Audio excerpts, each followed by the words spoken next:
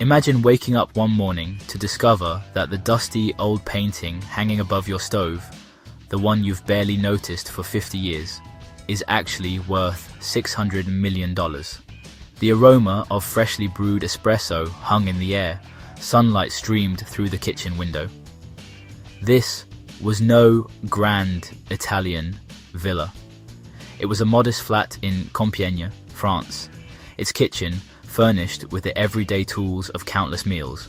An old gas stove stood against one wall. Worn floor tiles spoke of decades of use. And hanging above the small dining table, almost entirely unnoticed, was a work of immense value. A painting. Its colours had dulled with time. Its frame was battered and chipped, lost amongst the clutter of a well-loved kitchen. This seemingly unremarkable painting held a secret soon to be revealed by a twist of fate. Enter Massimo Vecchi, a seasoned art historian. His eyes, trained to spot the faintest glimmer of artistic brilliance, were drawn to the owner's possessions. He had a knack for uncovering hidden treasures, a passion that had taken him from the hallowed halls of Italian museums to the dusty attics of forgotten estates. His journey had brought him to this ordinary kitchen. He had a hunch, a feeling that something extraordinary lay hidden beneath layers of grime and neglect. As he sipped his espresso, his gaze fell upon the painting. At first glance, it seemed unremarkable. Just another religious icon, a common sight in Italian homes, but something about the composition, the subtle details, stirred a deep recognition within him. Could this be? He dismissed the thought as quickly as it arose.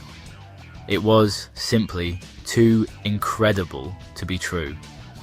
And yet, he couldn't shake the feeling that he was standing on the precipice of a momentous discovery. The painting, small and unassuming, depicted a scene of Christ mocked.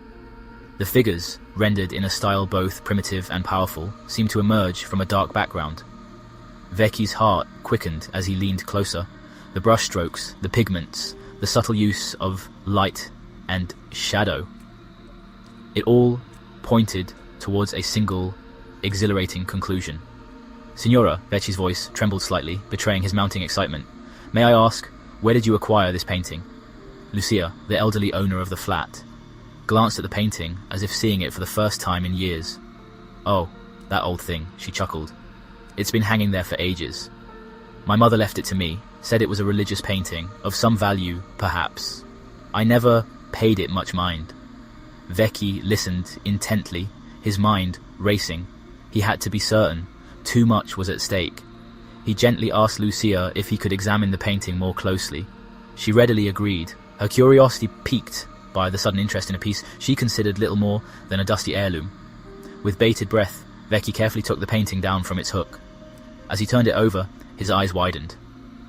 There, on the back of the panel, hidden beneath layers of grime and varnish, was an inscription. It was faint, barely discernible, but it was unmistakable. A name echoed through the centuries, Cimabue. The name hung in the air, heavy with significance.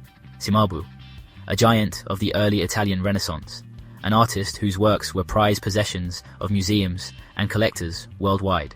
To find a Cimabue in a humble kitchen in Compiègne was the art-historical equivalent of discovering a lost Shakespearean play tucked away in a dusty attic. Vecchi's mind reeled, trying to grasp the magnitude of the situation. He carefully placed the painting on the table, his fingers tracing the outline of the inscription. It was a moment of profound artistic revelation, a collision of past and present that sent shockwaves through him. He knew, with a certainty that bordered on the spiritual, that he was holding a masterpiece in his hands. Signora, Vecchi began, his voice filled with awe. This painting, this is no ordinary religious icon. This, I believe, is the work of Cimabue, a master painter from the 13th century. Section 4. The Florentine Master. Ceni di Beppo, known to the world as Cimabue, was a pivotal figure in the history of Western art. Born in Florence around 1240, he emerged from the shadow of the Byzantine style, breathing life and emotion into religious art. His groundbreaking use of perspective and naturalistic representation paved the way for the artistic revolution of the Italian Renaissance.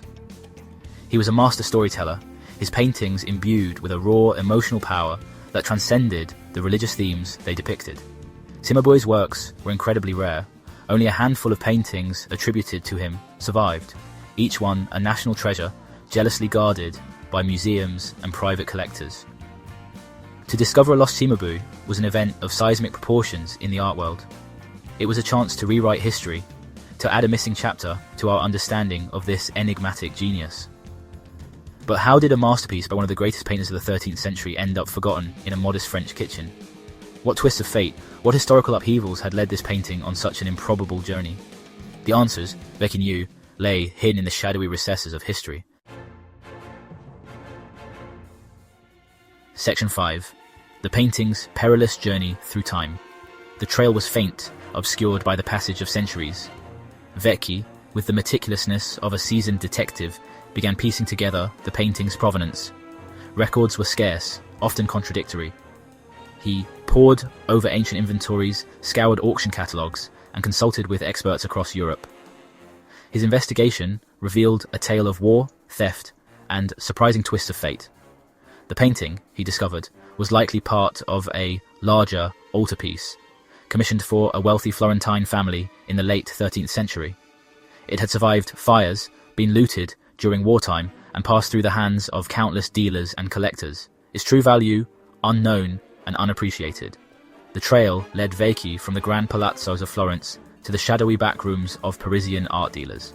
He uncovered evidence of the painting's presence in a private collection in France in the early 19th century, before it disappeared from the records, resurfacing only in Lucia's kitchen, a silent witness to generations of family life.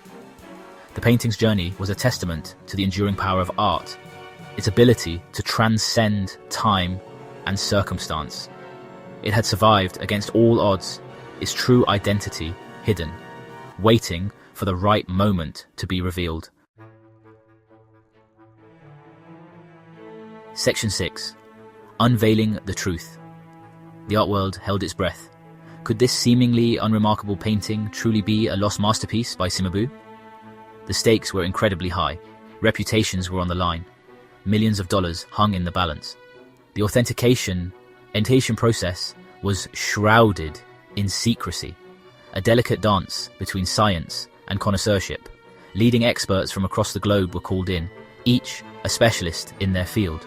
They subjected the painting to a battery of tests, using infrared, reflectography, X-ray analysis, and pigment sampling to unlock its secrets.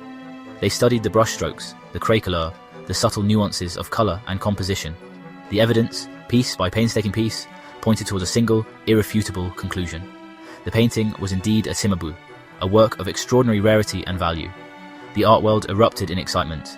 A lost masterpiece had been found. A sleeping giant had awakened.